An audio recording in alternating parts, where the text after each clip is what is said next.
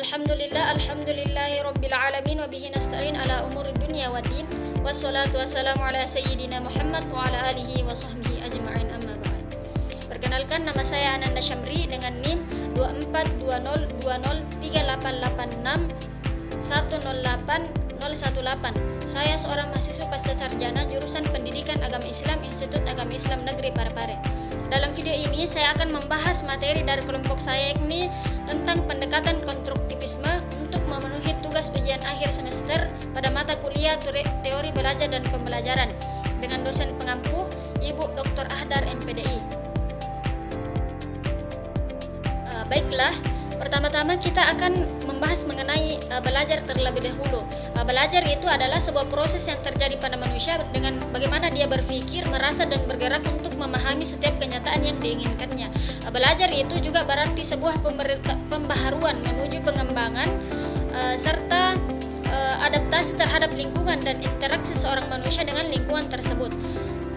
Berangkat dari itu, konstruktivisme kemudian berkembang. Dasarnya, pengetahuan dan keterampilan siswa diperoleh dari konteks yang terbatas dan sedikit demi sedikit. Konstruktivisme ini merupakan aliran filsafat yang menekankan bahwa pengetahuan kita merupakan hasil konstruksi kita sendiri. Konstruktivisme ini sebagai aliran filsafat banyak mempengaruhi konsep ilmu pengetahuan, teori belajar, dan pembelajaran.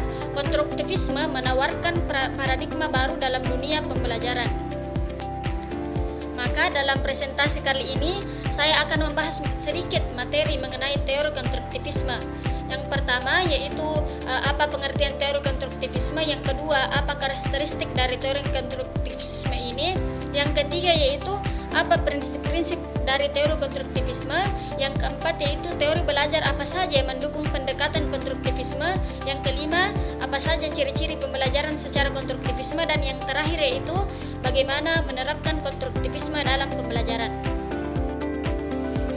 Nah, langsung saja kita masuk pada materi pertama, yakni pengertian konstruktivisme.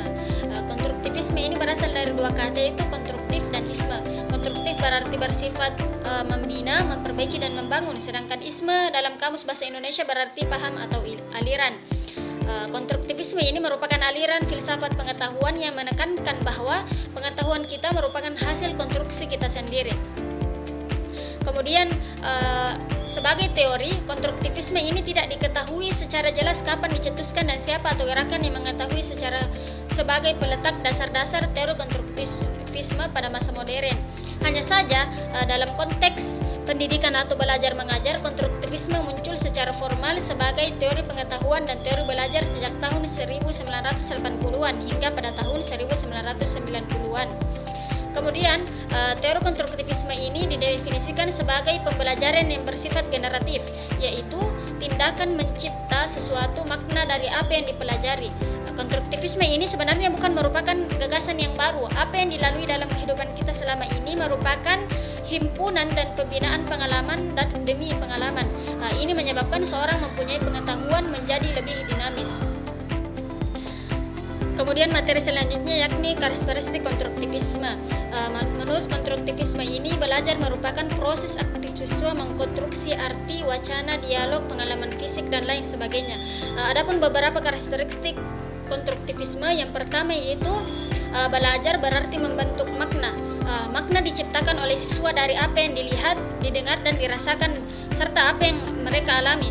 Konstruksi arti itu dipengaruhi oleh pengertian yang telah dimiliki.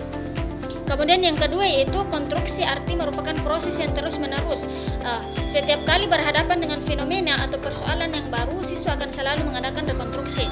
Kemudian yang ketiga yaitu belajar bukanlah kegiatan mengumpulkan fakta, melainkan suatu proses pengembangan pemikiran dengan membentuk suatu pengertian yang baru. Selanjutnya, proses belajar yang sebenarnya terjadi pada waktu skema seseorang dalam kesenjangan yang merangsang pemikiran lebih lanjut. Situasi ketidakseimbangan adalah situasi yang baik untuk memacu belajar.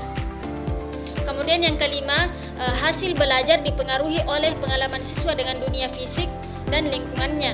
Dan yang terakhir yaitu hasil belajar seseorang tergantung pada apa yang telah diketahui siswa, yaitu konsep-konsep, tujuan, dan motivasi yang mempengaruhi interaksi dengan bahan yang akan dipelajari. Selanjutnya kita membahas mengenai prinsip-prinsip konstruktivisme. Secara garis besar, prinsip-prinsip konstruktivisme yang diterapkan dalam belajar mengajar diantaranya adalah yang pertama, pengetahuan dibangun oleh siswa itu sendiri. Yang kedua, pengetahuan tidak dapat dipindahkan dari guru ke murid kecuali hanya dengan keaktifan murid sendiri untuk menalar. Yang ketiga, murid aktif mengkonstruksi secara terus-menerus sehingga selalu terjadi perubahan konsep ilmiah. Yang keempat yaitu guru sekedar membantu menyediakan saran dan situasi agar proses konstruksi berjalan dengan lancar. Yang kelima, menghadapi masalah yang relevan dengan siswa. Yang keenam, struktur pembelajaran seputar konsep utama pentingnya sebuah pertanyaan. Yang ketujuh yaitu mencari dan menilai pendapat siswa, dan yang kedelapan yaitu menyesuaikan kurikulum untuk menanggapi anggapan siswa. Dari semua prinsip-prinsip itu, yang paling penting adalah guru tidak boleh hanya semata-mata memberikan pengetahuan kepada siswa. Siswa harus membangun pengetahuan di dalam benaknya sendiri. Seorang guru dapat membantu proses ini dengan cara mengajar yang membuat informasi menjadi sangat bermakna dan sangat relevan bagi siswa. Dengan memberikan kesempatan kepada siswa untuk menemukan atau menerapkan sendiri ide-ide, dan dengan mengajak siswa agar menyadari dan menggunakan strategi-strategi mereka sendiri untuk belajar, guru dapat memberikan tangga kepada siswa yang mana tangga itu nantinya dimaksudkan dapat membantu mereka untuk mencapai tingkat penemuan mereka sendiri. Selanjutnya kita membahas mengenai teori belajar yang mendukung pendekatan konstruktivisme. Inti dari konstruktivisme berkaitan erat dengan beberapa teori belajar, yaitu teori perubahan konsep, teori belajar bermakna Ausubel, teori skemata, dan beberapa teori belajar lainnya. Yang pertama yaitu teori perkembangan mental Piaget. Salah satu teori atau pandangan yang sangat terkenal berkaitan dengan teori belajar konstruktivisme adalah teori perkembangan mental Piaget. Teori ini bisa juga disebut teori perkembangan intelektual atau teori perkembangan kognitif. Teori belajar tersebut berkenaan dengan kesiapan untuk belajar yang dikemas dalam tahap perkembangan intelektual dari lahir hingga dewasa. Kemudian selanjutnya yakni teori belajar perubahan konsep.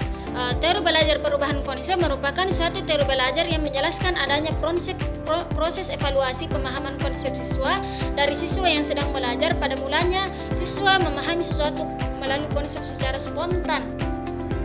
Selanjutnya yaitu teori perubahan konsep. Teori belajar perubahan konsep merupakan suatu teori belajar yang menjelaskan adanya proses evolusi pemahaman konsep siswa dari siswa yang sedang belajar. Pada mulanya, siswa memahami sesuatu melalui konsep secara spontan. Pengertian spontan merupakan pengertian yang tidak sempurna, bahkan belum sesuai dengan konsep ilmiah, dan harus mengalami perubahan menuju pengertian yang logis dan sistematis, yaitu pengertian ilmiah. Proses penyempurnaan pemahaman itu berlangsung melalui dua bentuk, yaitu tanpa melalui perubahan besar dari pengertian spontan tadi, atau sangat perlu adanya perubahan yang radikal dari pengertian yang spontan menuju pengertian yang ilmiah. Selanjutnya yaitu teori skema. Jonathan menjelaskan bahwa skema adalah abstraksi mental seseorang yang digunakan untuk mengerti suatu hal, menemukan jalan keluar, atau memecahkan persoalan. Menurut teori skema ini, pengetahuan itu disimpan dalam bentuk paket informasi atau skema yang terdiri atau suatu set atribut yang menjelaskan objek tersebut. Maka dari itu, membantu kita untuk mengenal objek atau kejadian itu. Hubungan skema yang satu dengan yang lain memberikan makna dan arti kepada gagasan kita. Belajar menurut teori skema ini adalah mengubah skema lebih jauh, serta berpendapat bahwa pengetahuan itu disimpan dalam suatu paket informasi atau skema yang terdiri dari konstruksi mental gagasan kita. Selanjutnya yaitu teori belajar bermakna Ausubel. David Ausubel terkenal dengan teori belajar bermakna Ausubelnya. Belajar bermakna adalah suatu proses belajar di mana informasi baru dihubungkan dengan struktur pengertian yang sudah dipunyai seseorang yang sedang belajar.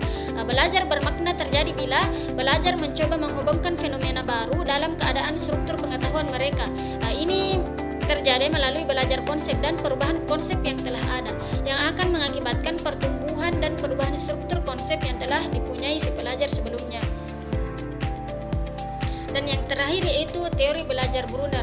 Menurut Brunner, pembelajaran adalah proses yang aktif di mana pelajar membina ide baru berasaskan pengetahuan yang lampau. Selanjutnya, Brunner juga berpendapat bahwa mengajarkan suatu bahan kajian kepada siswa adalah untuk membuat siswa itu berpikir agar diri mereka sendiri turut mengambil bagian dalam proses mendapatkan pengetahuan. Dan mengetahui adalah suatu proses, bukanlah suatu produk. Kemudian pembahasan selanjutnya mengenai ciri-ciri pembelajaran secara konstruktivisme. Ada sejumlah ciri-ciri proses pembelajaran yang dapat ditekankan oleh teori konstruktivisme, yaitu yang pertama, menekankan pada proses belajar bukan proses mengajar. Yang kedua, mendorong terjadinya kemandirian dan inisiatif belajar pada siswa. Yang ketiga, memandang siswa sebagai pencipta kemauan dan tujuan yang ingin dicapai. Yang keempat yaitu berpandangan bahwa belajar merupakan suatu proses, bukan menekan pada hasil. Yang kelima yaitu mendorong siswa untuk melakukan penyelidikan. Yang keenam yaitu menghargai peranan pengalaman kritis dalam belajar. Selanjutnya, mendorong perkembangan rasa ingin tahu secara alami pada siswa. Adapun beberapa ciri-ciri pembelajaran konstruktivisme menurut beberapa literatur yaitu sebagai berikut. Yang pertama, pengetahuan dibangun berdasarkan pengalaman atau pengetahuan yang telah ada sebelumnya. Yang kedua yaitu belajar adalah merupakan penafsiran personal tentang dunia. Yang ketiga, belajar merupakan proses yang aktif di mana makna dikembangkan berdasarkan pengalaman. Dan yang terakhir yaitu pengetahuan tumbuh karena adanya perundingan atau negosiasi makna melalui berbagai informasi atau menyepakati suatu pandangan dalam berinteraksi atau bekerja sama dengan orang lain. Nah, materi terakhir yakni mengenai konstruktivisme dalam pembelajaran. Guru dapat memberi siswa tangga yang dapat membantu siswa mencapai tingkat pemahaman yang lebih tinggi. Namun harus dipawakan agar siswa itu sendiri yang memanjat tangga tersebut. Oleh karena itu, agar pembelajaran lebih bermakna bagi siswa dan pendidik, maka pendekatan konstruktivisme merupakan solusi yang baik untuk dapat diterapkan. Kemudian selanjutnya yakni dalam pelaksanaan teori belajar konstruktivisme ada beberapa syarat yang berkaitan dengan perancangan pembelajaran, yaitu yang pertama, memberikan kesempatan kepada siswa untuk mengemukakan pendapatnya dengan bahasa mereka sendiri. Yang kedua, memberi kesempatan kepada siswa untuk berpikir tentang pengalaman sehingga lebih kreatif dan imajinatif. Yang ketiga, memberi kesempatan kepada siswa untuk mencoba gagasan baru. Yang keempat, memberi pengalaman yang berhubungan dengan gagasan yang telah dimiliki siswa. Dan yang terakhir yaitu mendorong siswa untuk memikirkan perubahan gagasan mereka. Baiklah, itulah tadi sedikit pembahasan yang saya sampaikan mengenai teori konstruktivisme. Sebagai penutup, saya ingin menyampaikan rasa terima kasih saya yang sebesar-besarnya terkhusus kepada Ibu dosen pengampu yakni Ibu Dr. Ahdar MPDI, serta kepada rekan-rekan sekalian yang telah meluangkan waktu untuk menyimak video saya hingga akhir. Semoga informasi yang saya sajikan dapat memberikan manfaat baik untuk menambah wawasan maupun untuk menjadi referensi dalam mengambil keputusan ke depan. Saya menyadari bahwa masih banyak hal yang perlu diperbaiki dalam penyampaian video ini, dan saya akan terus belajar untuk menjadi lebih baik di masa mendatang. Sekali lagi terima kasih atas perhatian dan dukungannya. Sampai jumpa di kesempatan berikutnya. Akhirul kalam, wassalamualaikum warahmatullahi wabarakatuh.